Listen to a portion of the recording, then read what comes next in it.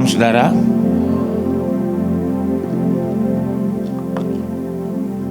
Saya coba sampaikan apa yang Tuhan beberapa dari hari Selasa kemarin sampai hari ini tadi subuh. Saudara, yang pertama saya sampaikan apa yang saya lihat.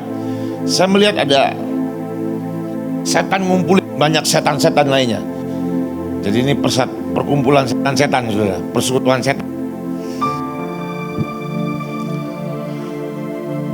Tapi yang dikumpulkan ini setan-setannya seperti transparan, hampir tidak kelihatan, tembus pandang. Tapi kelihatan, tapi sangat sulit untuk dilihat. Lalu saya dengar apa yang pemimpinnya ini ngomong. Pergi ke semua para pemimpin-pemimpin gereja dimanapun. Datangi di tengah-tengah mereka tidur. Lalu perintahnya masuk dalam mimpi mereka. Sudah selesai penglihatannya, saudara.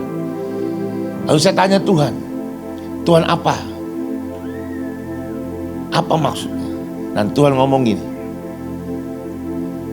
akan ada banyak anak-anak Tuhan, kau akan diberi mimpi-mimpi yang bukan dari Tuhan. Mimpi-mimpi buruk, mimpi-mimpi intimidasi dan segala macamnya. Dan akan ada banyak anak-anak Tuhan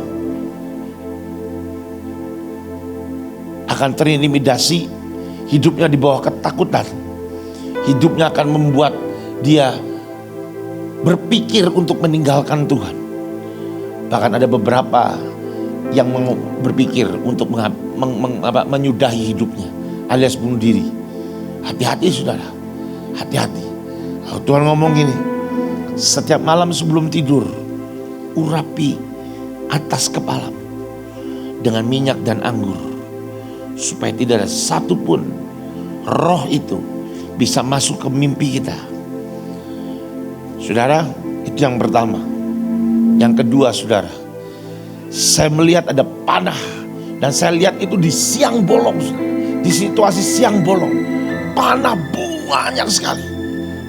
Di langit seperti hampir ketutupan panah semuanya. Saya tanya Tuhan apa? Mazmur 91. Panah di waktu siang. Dan saya nanya Tuhan apa artinya? Kerusuhan, keributan.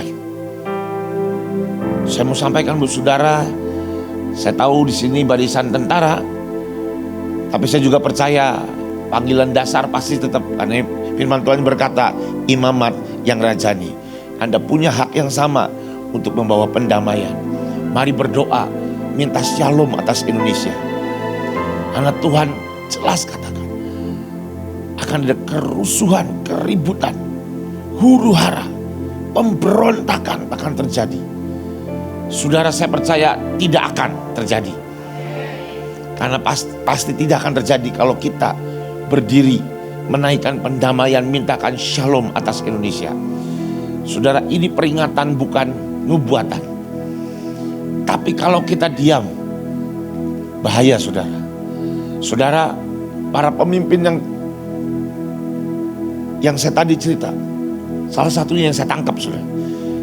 Pada malam hari mereka tidur, mereka didatangi roh, dan mereka akhirnya mimpi-mimpi buruk.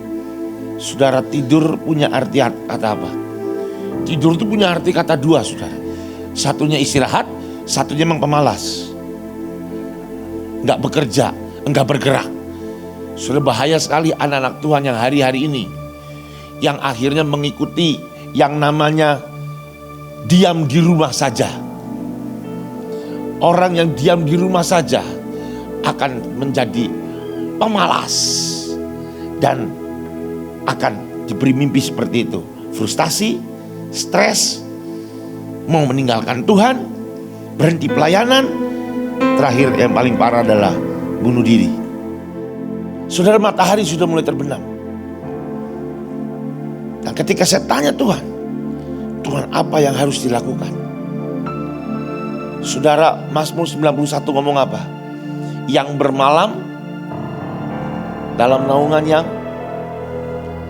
tetap di dalam Tuhan. Saya tahu saudara, beberapa dari kita mungkin sedang terlibat dalam sedang alami yang namanya kesusahan. akibat PPKM ini. Kan PPKM ini kan banyak yang menyelesaikannya, pelan-pelan kita menang. Salah tempat saya ngomongnya. Kalau di luar itu, di luaran ngomongnya pelan-pelan kita miskin, di sini menang. Iya dah.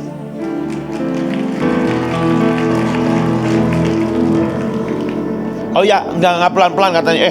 Tetap salah kan, tetap salah. Ada Bu In nggak pernah bener pokoknya. Nah saudara, saya percaya ada beberapa kita sedang mengalami namanya masa tekanan. Saudara. Saya percaya sudah ada beberapa dari kita mungkin sedang dalam kekecewaan. Tapi dengar saudara, mau kecewa, mau susah, mau apapun, jangan tinggalin Tuhan.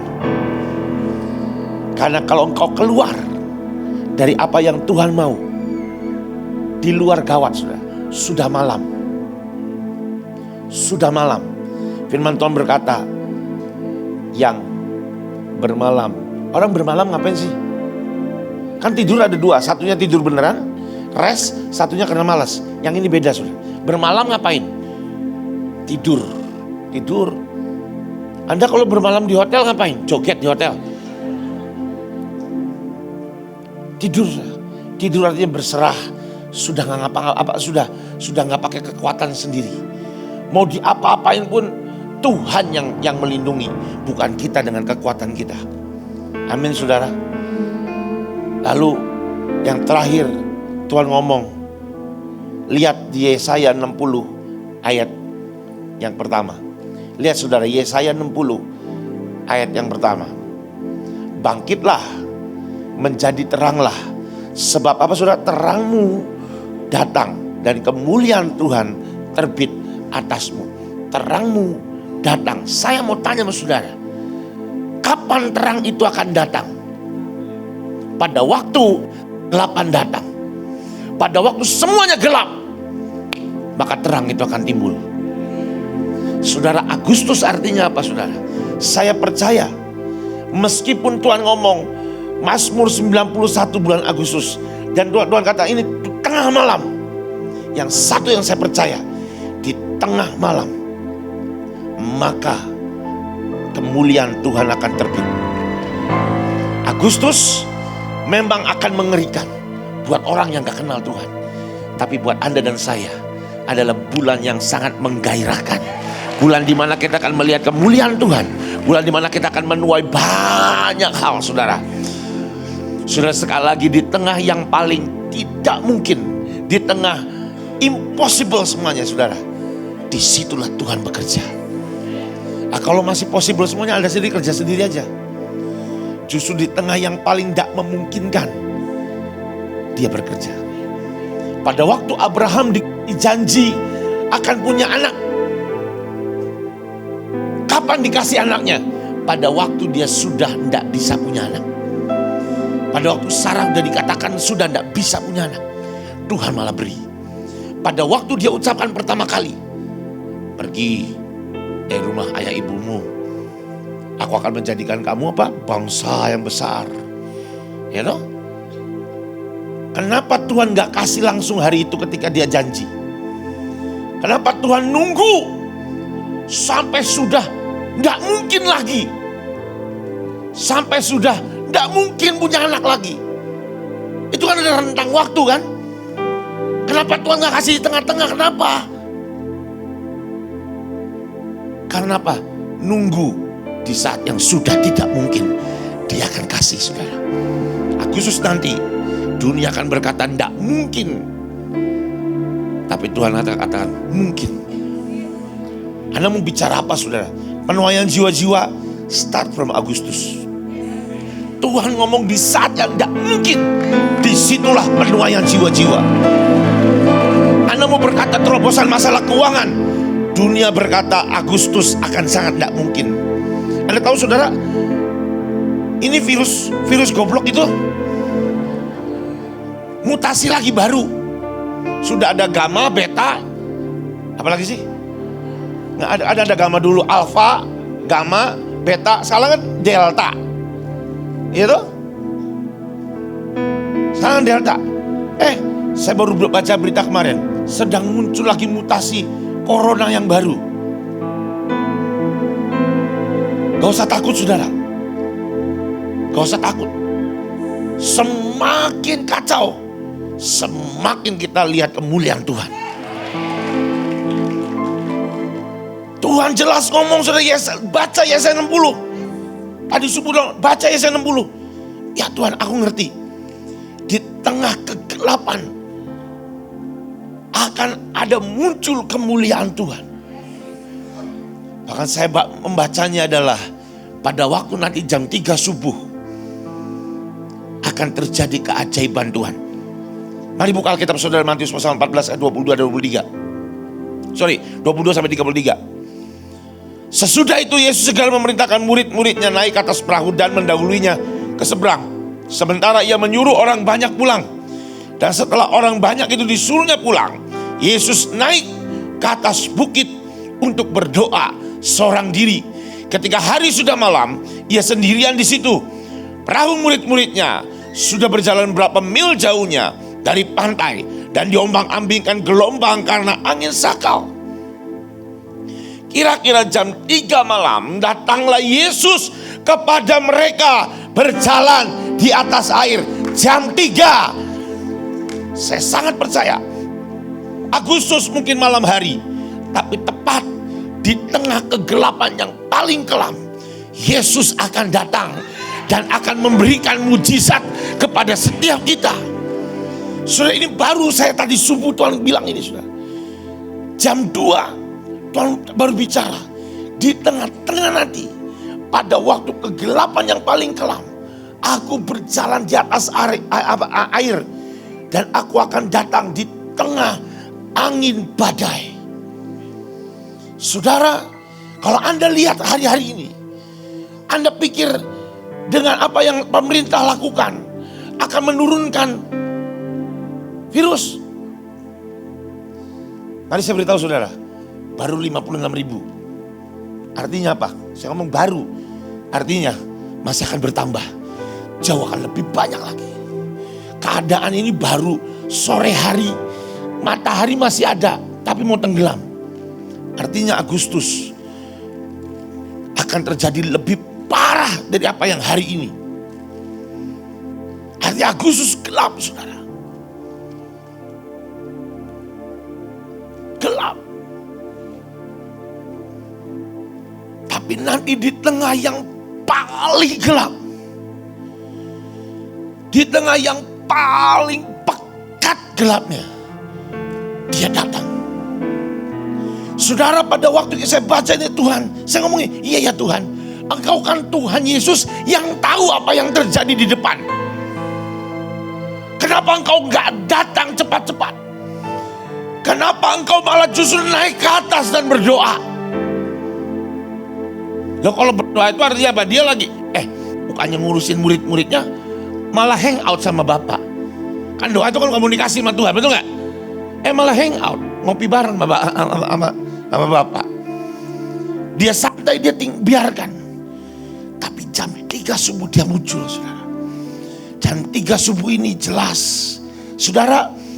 Di dalam perahu murid-muridnya beberapa mil jauhnya dari pantai, dan diombang-ambingkan gelombang karena angin sakal.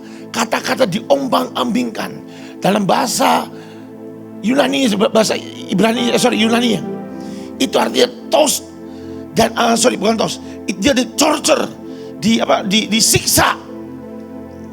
Pada waktu murid-muridnya sudah tidak bisa lagi, diombang-ambingkan, sepertinya disiksa. Justru Tuhan datang dan dia berjalan di atas air dan dia berkata, apa yang tidak mungkin, I will do it. Saudara, Agustus nanti ini akan terjadi. Setelah saudara tadi subuh berkata, tunggu aku. Di tengah engkau sudah tidak bisa ngapa-ngapain, di tengah semua keadaan sudah sangat gelap, maka aku akan datang. Bangkitlah, sebab terangmu sudah datang dan kemuliaan Tuhan telah terbit atasmu. Saudara, jangan takut. Jangan takut saudara. Jangan takut. Mari baca terus saudara. Ketika murid-muridnya melihat dia berjalan di atas air, maka terkejut dan berseru, itu hantu. Kata terkejut, bahasa aslinya bukan terkejut, tapi mereka takut. Ada masa pada waktu Tuhan mau memulihkan semuanya. Pada waktu Tuhan menunjukkan keajaibannya, ada masa anak-anak Tuhan takut. Dan Tuhan berkata, jangan takut, ini aku.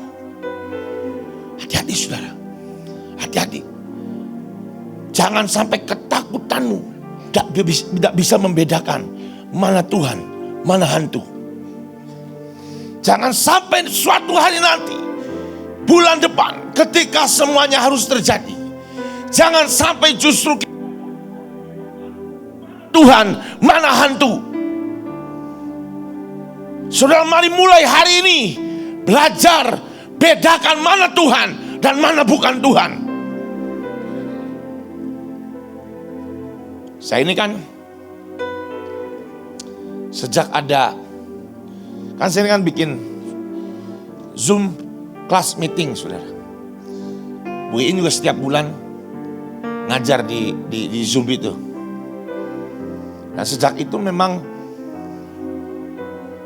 banyak yang gabung di WA group, Telegram group, ratusan.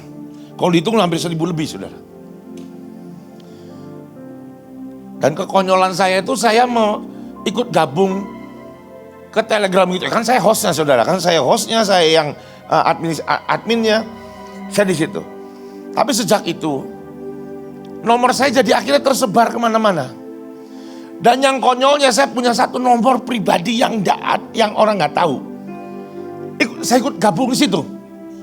Nah, jadi kan saya ini handphone saya WhatsApp-nya terkubur terus. Banyak yang nanya, banyak yang minta didoakan. Tengah malam ada yang telepon. Jam 1 ada yang telepon.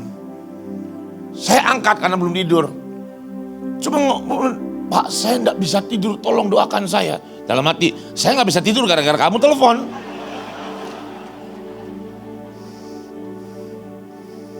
Saya doain sudah. Saya doain. Ada banyak pertanyaan seperti itu sudah. Dan itu masalahnya. Kita sebanyak yang enggak bisa dengar suara Tuhan. Kita terlalu manjat cari hamba Tuhan. Dan minta suara Tuhan melalui hamba Tuhan. Kalau dapat hamba Tuhan yang benar, yang dengernya murni, jelas, pure, bersih, mending. Kalau dengernya dari hambatan, ayo. Kan salah dengar saudara. Mari belajar dengar suara Tuhan. Ada banyak pertanyaan. Saya ini sejak ada Zoom kelas itu, agak sedikit pusing, agak sedikit autis. Mata ke handphone, balasin satu-satu. Beberapa nggak dibalasin karena ketumpuk. Anda bayangin sudah, saya baru ngerti ternyata kalau mau jadi gembala itu seperti itu, harus sabar sudah. Saya ini sudah mau ngamuk berkali-kali. Anda bisa bayangkan ada satu bapak-bapak tanya sama saya, Pak, saya itu sudah menikah berapa puluh tahun, 10 tahun saya sudah punya 2 anak. Tapi saya berasa roh saya berkata, istri saya ini bukan jodoh saya.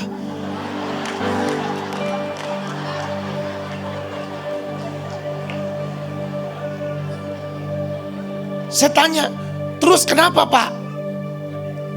3 hari yang lalu Pak, saya kenalan sama perempuan. Dan Tuhan berkata, seperti roh saya berkata, itu jodoh saya. Maksud lu apa? Maksudnya apa? Saran saya kepada hamba-hamba Tuhan tempat ini, jangan mudah menyebarkan nomor handphone. Nanti akan ada pertanyaan-pertanyaan yang gak lucu, saudara. Saya jawab apa, saudara? Sampai mati, antara bapak yang mati atau istri Anda yang mati, baru boleh nikah lagi. Pilih salah satu, mana yang mau mati duluan.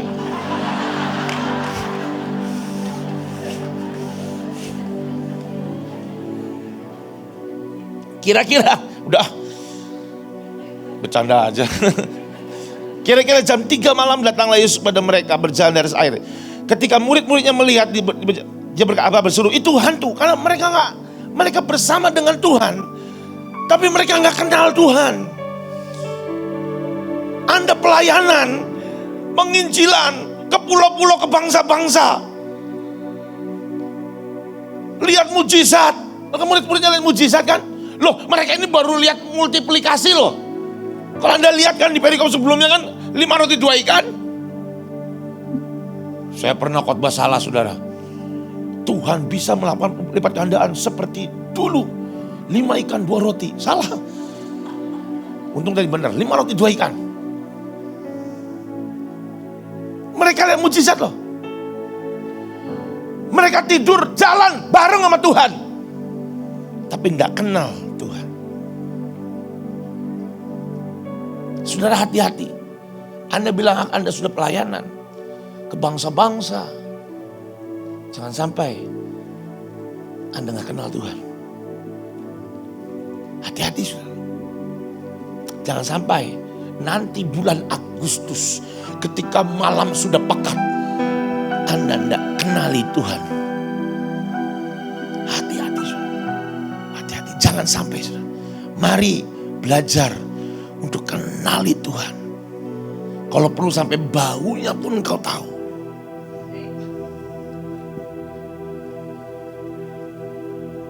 Istri saya ini kenal banget sama saya.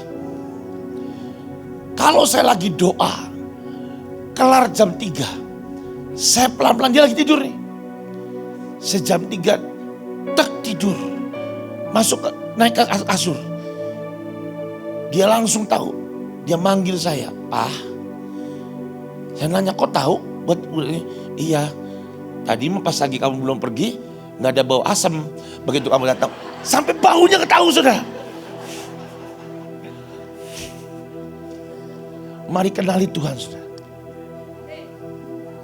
Karena nanti di tengah kegelapan yang paling pekat, Tuhan akan datang. Pertanyaannya, akankah engkau mengenali Dia? Atau engkau berkata hantu? Lanjut saudara. Tapi segera Yesus berkata kepada mereka, "Tenanglah, aku ini, jangan takut."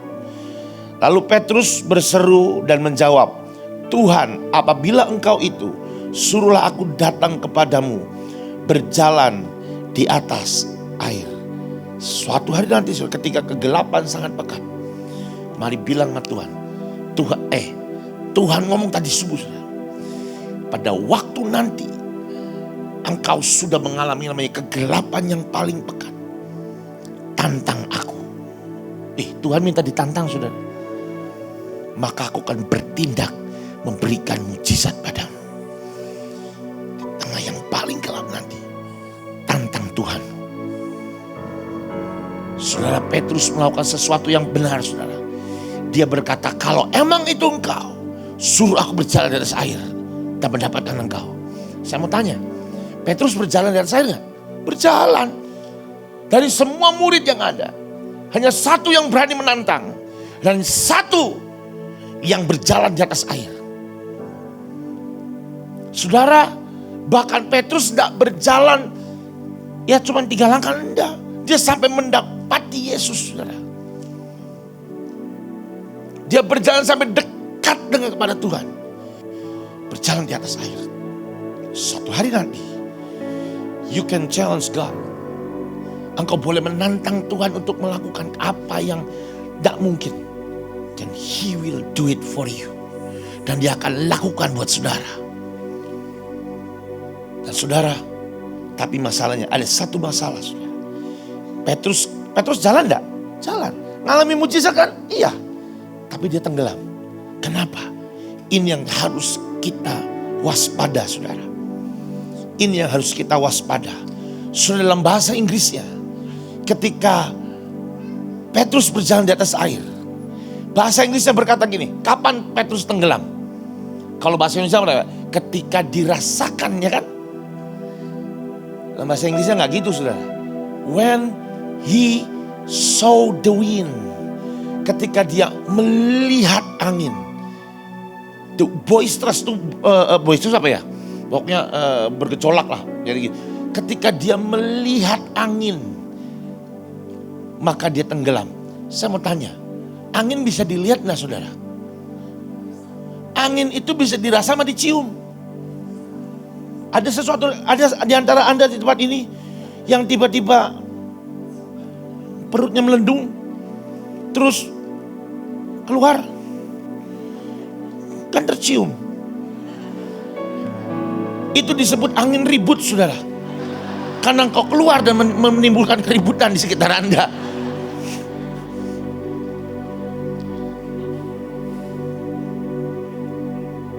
Angin gak bisa dilihat. Kenapa nih orang ngomong dia lihat angin?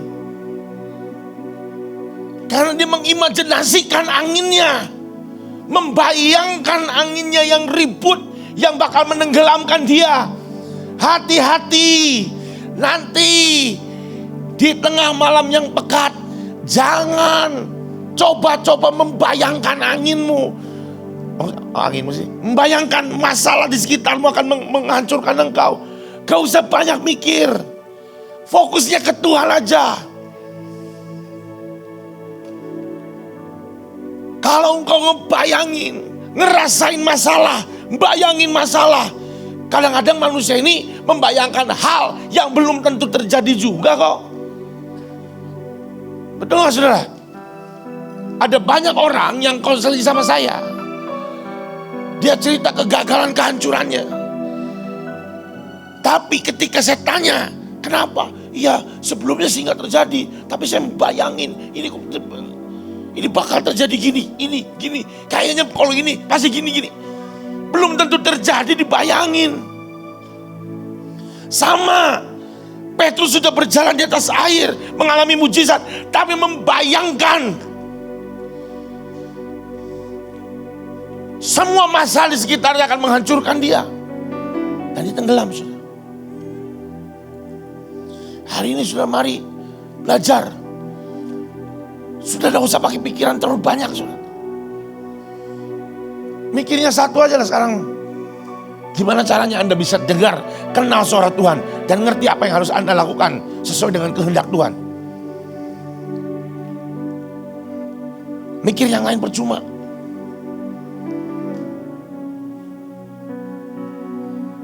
Udahlah, fokus sama Tuhan. Amin, saudara. Sore hari, matahari belum tenggelam.